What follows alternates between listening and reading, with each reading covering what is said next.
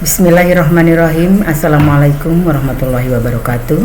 Saya Nok Sadia, mahasiswi Pasca Sarjana UHAMK, akan menyampaikan presentasi tentang metode pengajaran berfokus pada kampus yang diberikan tugas oleh yang terhormat Bapak Heri Mulyono PSD selaku dosen ICT dalam pembelajaran bahasa.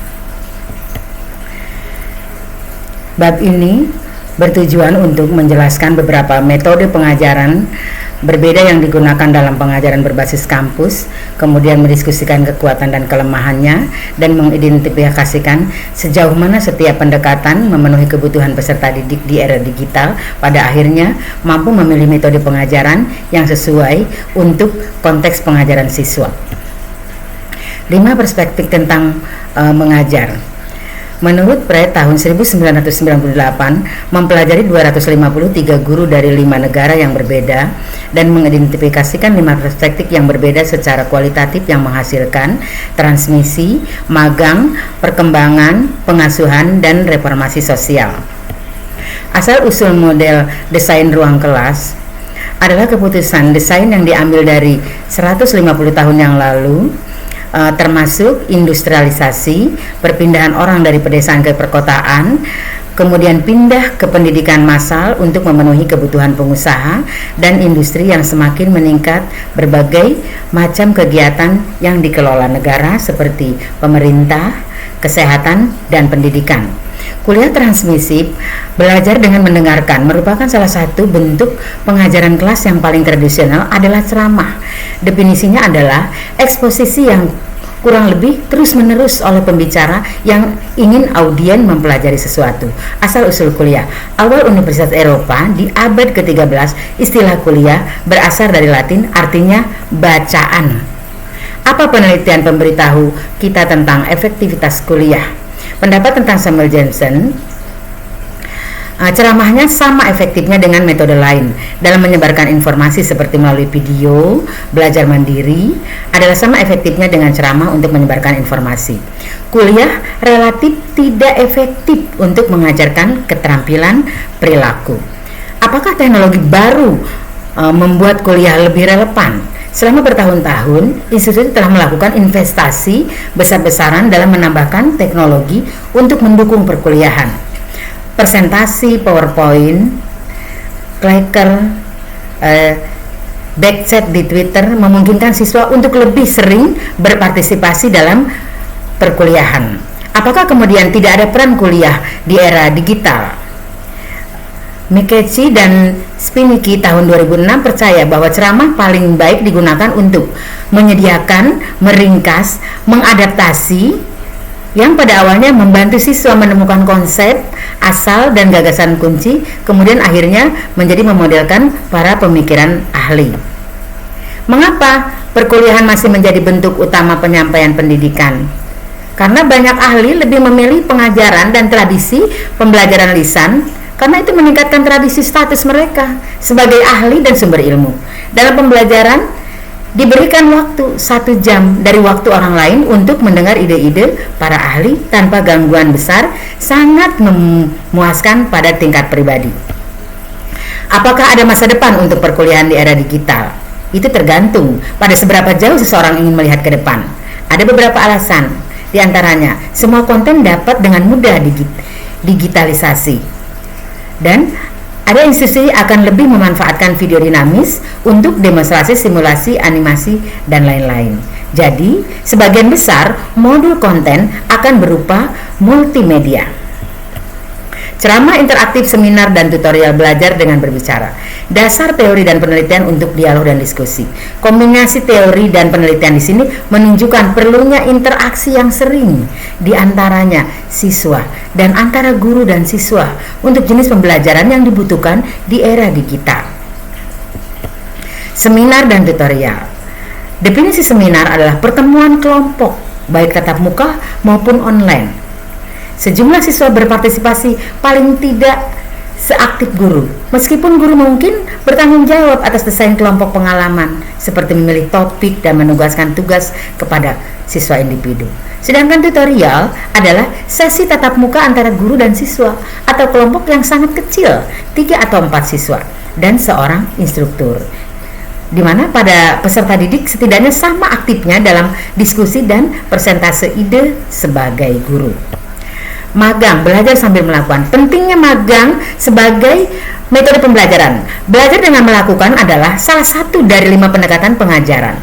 Pratt, Bloom, dan koleganya ditunjuk keterampilan psikomotorik sebagai domain ketiga dari pembelajaran tahun 1956, terutama learning by doing, umum dalam mengajarkan keterampilan motorik seperti belajar mengendari sepeda atau berolahraga, tetapi bisa juga contohnya dapat ditemukan di pendidikan tinggi seperti praktik mengajar, magang medis, dan studi laboratorium. Fitur utama pemagangan. Penting untuk diingat bahwa magang bukanlah fenomena yang tidak terlihat. Ini memiliki elemen kunci, cara tertentu dari melihat pembelajaran, peran dan strategi khusus untuk guru dan peserta didik, dan tahapan perkembangan yang jelas. Apakah untuk magang tradisional atau kognitif? Tetapi yang paling penting untuk diingat bahwa perspektif ini seseorang tidak bisa belajar dari jauh. Sebaliknya, seseorang belajar di tengah keterlibatan berpartisipasi dalam pusaran yang otentik, dinamis, dan unik dari praktik sejati. Fried dan Johnson tahun 1998 Scone berpendapat bahwa magang beroperasi dalam situasi praktik yang sering. Magang universitas. Fried dan Johnson menyarankan 5 tahap untuk pemodelan kognitif dan intelektual. Ada pada halaman 99. 1. Pemodelan oleh master. 2. Pelajar memperkirakan refleksi model dengan master. Pelajar memperluas cakupan penerapan model. 4. Pembelajaran mandiri. 5. Generalisasi. Pelajar dan master mendiskusikan seberapa baik model itu mungkin bekerja atau seharusnya. Magang di lingkungan belajar online. Model pengajaran magang dapat bekerja baik dalam konteks tatap muka ataupun online.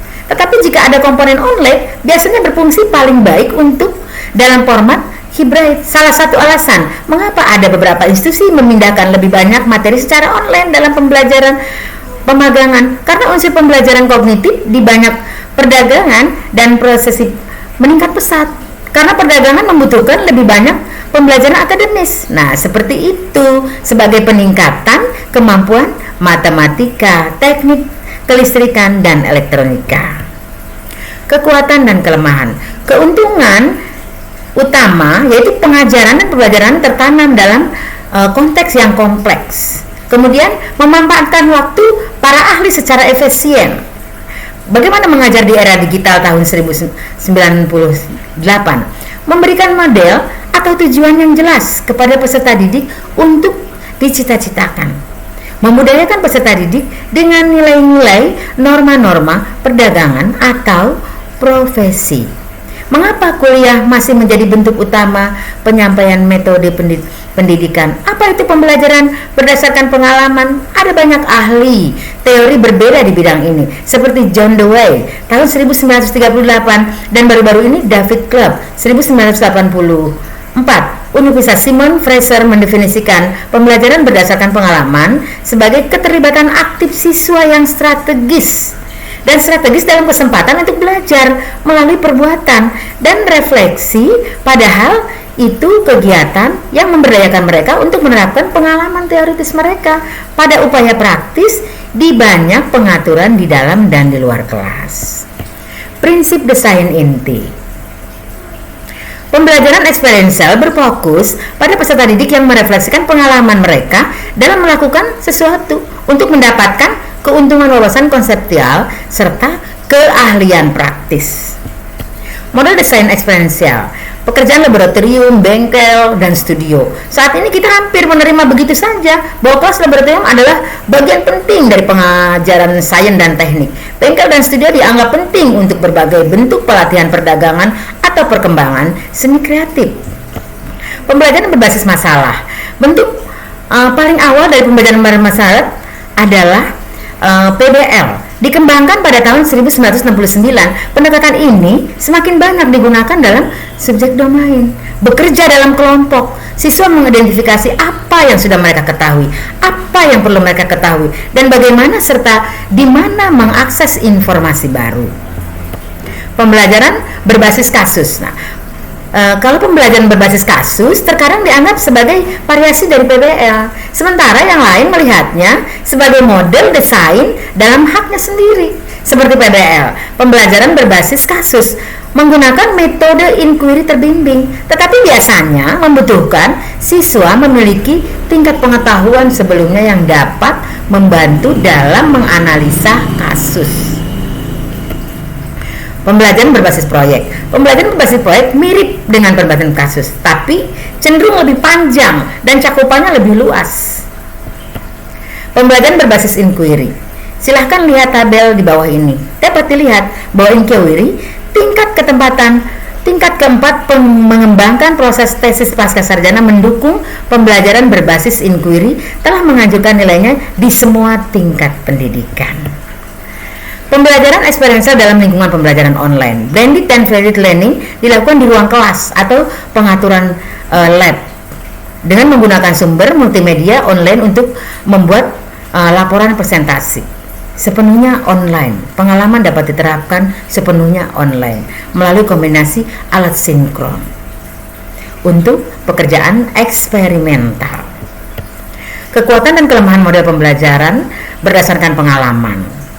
Pendekatan experiential learning membutuhkan penataan ulang yang cukup besar dan pengajaran yang bagus, berurusan dengan perencanaan terperinci jika kurikulum ingin sepenuhnya tercakup.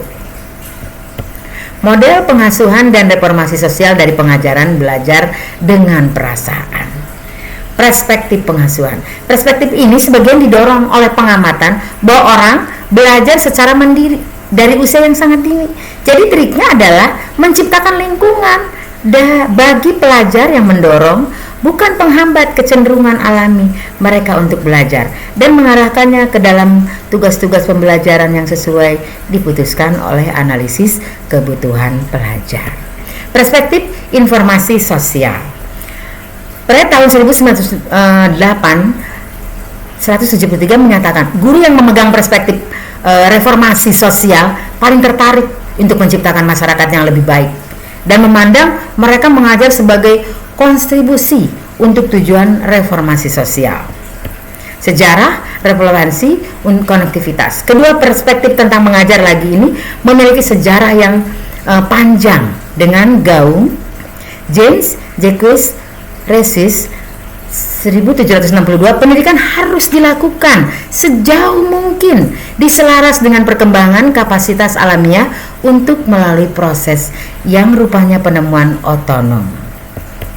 Peran serta didik dan guru. Dari semua perspektif dalam mengajar, keduanya adalah paling berpusat pada peserta didik, bahwa individu memiliki kapasitas dan kemampuan untuk mengidentifikasi, menindaklanjuti dengan kebutuhan pendidikan mereka sendiri. Kekuatan dan kelemahan kedua pendekatan guru dalam mengadopsi pendekatan ini sering berarti bagi guru ahli bidangnya menahan transmisi dan pengetahuan mereka sampai pelajar siap. Kesimpulan utama, mengaitkan epistemologi dari pembelajaran dan metode pengetahuan. Pragmatisme mengalahkan ideologi pengajaran. Meskipun sering ada hubungan langsung antara metode pengajaran, teori pembelajaran, dan teori epistemologi, ini tidak terjadi. Pendidikan tidak seperti komputer, sehingga menyesatkan untuk mencoba melakukan ontologis langsung. Metode pengajaran tidak ditentukan oleh kedua aplikasi MOOC atau ceramah yang direkam video, dapat pendekatan pembelajaran tertentu yang digunakan di kelas. Mengaitkan metode pengajaran dan pengetahuan dan keterampilan di kelas. Sebagai guru mengidentifikasi pengajaran di kelas, kemudian mendukung pembangunan sesuai dengan yang dibutuhkan pelajar di era digital. Poin penting, daftar metode pengajaran di kelas atau kampus ini tidak dimaksudkan untuk menjadi lengkap atau komprehensif. Tujuannya adalah menunjukkan bahwa ada banyak cara berbeda untuk mengajar, dan semuanya dalam beberapa hal sah dalam beberapa keadaan. Kebanyakan instruktur mencampur mencocokkan metode yang berbeda tergantung pada kebutuhan keduanya materi pembelajaran ke siswa pada waktu tertentu. Meskipun ada beberapa kesimpulan inti ditarik dari tinjauan komprehensif tentang pendekatan yang berbeda untuk mengajar. Demikian, semoga bermanfaat. Wabillahi taufiq wal hidayah.